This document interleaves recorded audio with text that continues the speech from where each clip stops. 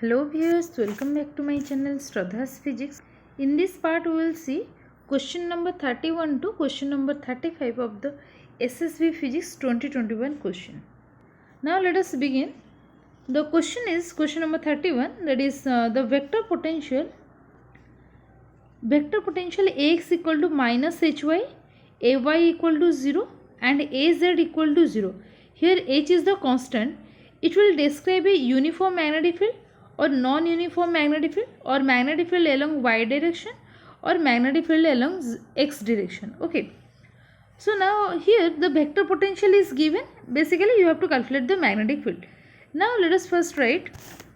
When the vector potential is given, you know the formula B equal to del cross A, that is the call of the vector potential, or this del cross A, it can be written as I cap, j cap, k cap, dou by dou x, dou by dou y, and here the dou by is dou z, and here the ax, ay and az. So this is the form of the del cross A. Now here in this question Ax is given minus Hy. So now let me write again. So this is equal to I cap, j cap, k cap, and here this is dou by dou x, and here it is dou by dou y, and here dou by dou z, and the value of Ax is minus Hy, Ay is 0 and Az is 0. So let me write Ax equal to minus Hy, and here this is 0 and here this is 0. Now if I will calculate this determinant, then this is equal to I cap dou by dou y into of 0, and this is your dou by dou z of 0. So this term goes to 0, minus j cap into, now we will see dou by minus, for minus j cap I will take dou by dou x of 0 into dou by dou z of minus Hy. Since this is the partial derivative, this is also goes to 0, plus k cap. Now for this k cap, just a minute, yes, for k cap you have to take dou by dou x of 0, it means 0, minus, here it is also minus, so it will becomes plus dou by dou y of Hy. So dou by dou y of Hy will be h, because dou y by dou y will be 1. Hence the answer will be equal to h into k cap, that is for the magnetic field. This B equal to del cross A and its value will be equal to h k cap. And here in the question it is given that h is the constant. So here you can say that since h is the constant, we have calculated B equal to h k cap. Since h is constant, so it is the uniform magnetic field, and this k cap, it denotes the magnetic field will be in the z direction, but here the option is y direction and x direction, so this is not correct. And here the option is uniform magnetic field. So this is our correct answer. Now let us see the next question. A 10 electron volt electron is circulating in a plane at right angles to a uniform field of magnetic induction of 1 Gauss, and it is the radius of its orbit is approximately how much?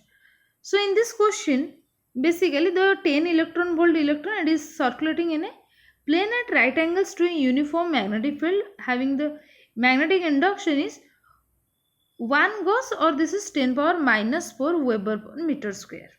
So you know when a particle is revolving in a circular path, just a minute.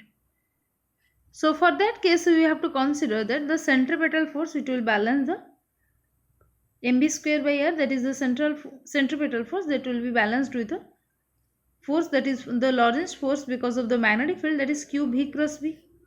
And here the right angle means this is your Vb sin 90, that is your 1. So simply I can write this is your q Vb, or I can write this Vb get cancelled, or R equal to mv by qb. Okay. Now here also you know the linear momentum P equal to mv, or for that I can write the kinetic energy, you know, that is equal to half mv square, and if I will multiply 1 m in the denominator and numerator, this will be m square v square divided by m, or in place of m square v square I can write this is your p square. So this is our p square by 2m. Let me write the kinetic energy as k, or I can write, or this p square will be equal to 2 km. Okay, so p square means this is your mb, or in place of p square if I write, or this is your mb square, or mb will be equal to root over of 2 km. K is the kinetic energy, because p, you know, the linear moment of p equal to mb. So in place of p square if I write mv whole square, then that is equal to 2 km, or simply I can write mv will be equal to root over of 2 km. Now if I substitute this value here, or I can write this R will be equal to 2 kinetic energy into the mass divided by Q into B. Okay, so if I write this one, that is 2 km by 2 km root over divided by QB, or this can also be written as 2 km divided by Q square B square and the square root of whole term. Okay, that is the R can be written as 2 km divided by Q square B square whole root over. Now if I substitute all these values, so here for the electron I can write this is equal to R into, for the electron the mass M will be equal to 9.1 into 10 power minus 31 kg. And here the kinetic energy, you can see here the kinetic energy a 10 electron volt electron. So here the kinetic energy I can write this is equal to into 10 E divided by this Q is your E square, Q square, in place of Q square I will write E square, into, for the magnetic field it is given this is your 1 into 10 power minus 4 Weber per meter square. So I can write this is into 10 power minus 4 whole square, because it is B square. So this one whole square root over. So after calculation you will get the answer will be equal to, so this is near about, you can calculate 1.06 into 10 power minus 2 meter, that is equal to 11 centimeter. So this is near about 11 centimeter. So this is our correct answer. Okay. Now let us see the next question. So here the question is, the Hamiltonian for a non-relativistic particle of mass m and charge q moving in an electromagnetic field with a scalar potential phi and the vector potential A. So here you have to establish a relation between the kinetic energy and potential energy, because you have to calculate the Hamiltonian. So it is the direct question, you can say.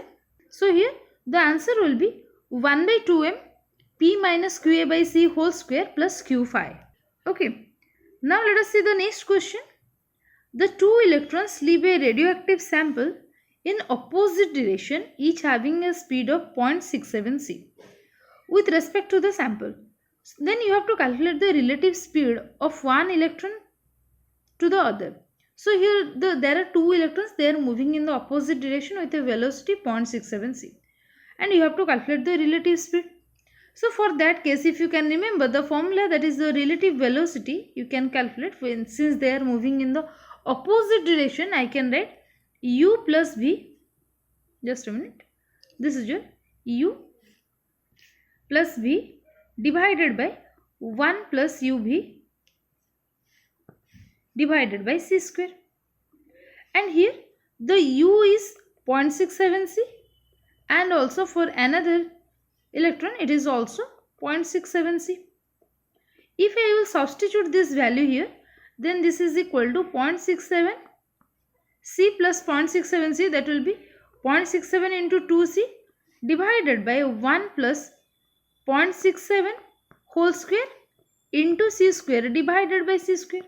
Okay, since this is your u equal to v, so you can write this is your 2u, or that will be simply 2 into 0.67 into c.